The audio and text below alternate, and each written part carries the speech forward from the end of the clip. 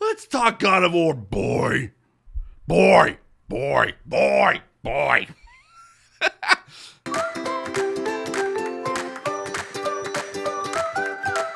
Hey, so just a quick thing before the video actually starts. As I was editing this video, I found out that Santa Monica Studios is actually going to be doing another update about something I talk heavily about in this video. So I will do an update on that once that patch comes out. But for now, here's my accessibility review of God of War. Enjoy. Hi, I'm Steve, I'm blind, and this is my accessibility review of God of War. Now, this is also going to be a review of God of War in general, just for me. A quick non-spoiler review. I love this game. It is so good. You should really go and play it right now. I've been playing it for 2 weeks every single day since it came out. And just to kind of to prove how far I've gotten, if you may not think I can be qualified to actually review this, without giving any spoilers, for those who have played it, you know exactly where I'm at. I just picked up the chisel. That's all I'm going to say. So I can give my impressions of the game. I absolutely love it. It is an amazing game. It probably will be my game of the year. Maybe not necessarily the accessibility department. I'll get into that in a little second. But it is an amazing game that I'm absolutely enjoying, and every day I'm at work, I just be like, I want to go home and play God of War. That's basically it.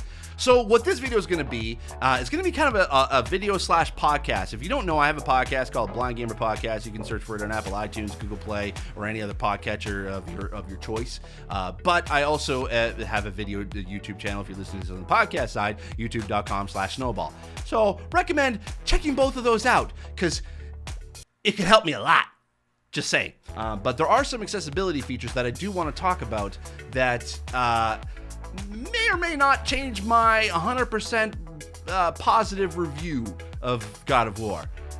So let's get into it. So I'm always happy to be able to see when a game adds accessibility features, and I'm always interested to see what they actually do add as features within the game, because certain games add certain things and other games add other things. So I will kind of go through, at least I have my notes of the different accessibility options that are within this game. First off, you have the option for repeated button press. You can either have it in what they call as quick time events, or QTEs, is anytime that you're kind of it's cinematic and you have to hit a button repeatedly in order to be able to kind of get past a certain point. You can either have that where it will, you can have it just repeatedly press it, or you can hold the button instead. That is more for mobility, obstacle players. So if you have trouble trying to be able to rapidly tap because it's just a bit of an issue, you can actually have it so you can hold the button instead. And I actually have that turned on because it's a lot easier for me, and I'm not fast enough. I don't have the eye-hand coordination in order to be able to tap fast enough. Chisel doors, like I said, I did just get the chisel, so I know what that is now. I didn't know what it was the first. I originally, it's set to precision, but I have it for single button. It's just a lot easier for me to be able to hit one single button, and it just does it, just because I can't do precise specific movements as they wanted me to. Sprint, I originally had this as the default, and I had to be able to push L3 in order to be able to sprint, but it was a little bit harder to do because I'm already kind of have my hand in a specific position. It's just a lot harder for me to be able to kind of reach over and push down on L3, even though I am using it to be able to move a lot. And I had that on for the longest time, but I recently changed it so you can actually be able to push, you can hold X instead, and it took me a little bit to get used to, but once I did, it was a lot easier. And it just was a little bit kind of disconcerting at first when you kind of see Kratos dodge a little bit and then go into a sprint. So it was a bit, it kind of looks like he trips at first and then goes into a sprint. But once I get used, it became second nature after that. Another option they have is stun grab, which is click click R3. I just have that on currently. You can have the option to be able to hold it on a different button, which is fine. It doesn't happen often enough. Well, it does happen often enough, but not within a lot of combat where it's harder for me to be able to do it. Once I see the glowing red reticle and the little kind of icon that I just know that says R3, then I just push it and it just works, which I do like a lot. Subtitle background, you have the option either none, light, or dark. Assassin's Creed Origins added this within the game, and I really applauded them for for doing that because it just made the subtitles a lot easier to read. God of War, you have those same options. I'll get into why it was harder for me to read in just a second. The next is subtitle speaker, so it actually identifies who's speaking within the subtitles, which is great because it used to be just like we all see that is the dialogue, but now you can actually see who's talking, and it's a lot easier to kind of follow that way. So actually, in Assassin's Creed Origins, that's how I learned some of the characters' names that I didn't know before, because I didn't have subtitles on by default, and when I turned them on, I was like, oh, that's the guy that I'm talking to. I did not know that. Ambient camera sway, I just had that turned on by default. It was turned up all the way to the max. Kind of gives a little bit of a handheld camera mode. I didn't really mind that too much, and it wasn't really bothering me that much. But then again, I'm only a low vision player, so for someone that has a bit of like seasickness, then that may have affected you more. I didn't notice anything that, at least enough that I needed to turn this feature down all the way. Now, the last one. Now, they didn't have this at default when the game shipped. This was added in as a patch. Was text size increase. This is my biggest disappointment with the game. The text size is way too damn small. I don't know when game developers started to do this. I think it might have been around the time when game developers started to develop for 4K TVs, where they had the option to be able to decrease the font size because they could still get the clarity that they needed on a 4K TV.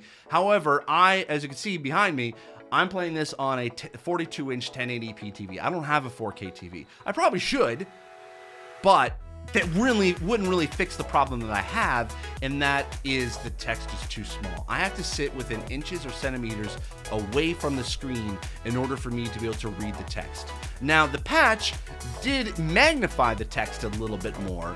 However, it wasn't by much. Actually, I didn't even notice it did anything at all until I looked up online and I saw the screenshots of a before and after the patch, and I actually saw there was an increase. I didn't notice it. It just really was still so small for me to read.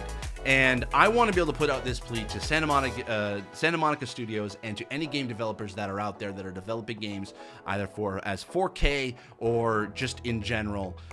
Please do not decrease your font size, because for players like myself, it's a must have within a game in order for me to be able to enjoy the game. Perfect example, Witcher 3. They had the text way too small. They got feedback. They tried to increase the text size, and it still did not work because it wasn't added early on in the game development. When a game developer, if you're able to add the text size into the at least the option to adjust the text size early in the development of the UI within the game, then it becomes much easier to adjust later on than having to kind of throw a patch together to increase the font size, because your system's already created at that point. And unfortunately with Santa Monica Studios, it was a little too late, and it just did nothing for me to play. There was a lot of times there was stuff that said on screen that I couldn't read at all. I had to sort of guess what it said. For the longest time, actually, you know what, technically, okay, here's a good example. I still don't know what the currency is in the game. I think it says Hell Divers or Hell Drivers. I don't know. I see that that there is a currency because I keep picking it up all the time, but the only reason why I know it's currency is because I hear the coin sound effect. I gave up on trying to be able to read that because it was just so quick on the screen that I had to get up, get close to see, and then by the time I got to see it, it just disappeared, so I couldn't tell what it said. And I know it's in the menus, but I just kind of gave up at that point. I just know that I just recognized that's the word for currency, and that was it.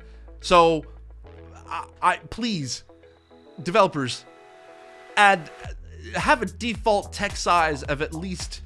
I think Ian Hamilton, who is the accessibility advocate, he is either, I can't remember off the top of my head. I really should have looked up. I do apologize, Ian. But I think he said the default size, text size, should be either 28 or 32, which is a great text size. It's kind of the same font size as the subtitles in Assassin's Creed Origins, which I do enjoy. It makes it a lot easier to read the subtitles. So unfortunately, God of War just didn't do that. And so Santa Monica Studios, you really hit 9 out of 10 in regards to accessibility, or maybe even 7 out of 10, maybe even 5. if I really am specific to me, but it's not enough for me to be able to turn off the game and not play it, because I still love the game too damn much. But it's just hard for me to read. I'm sorry.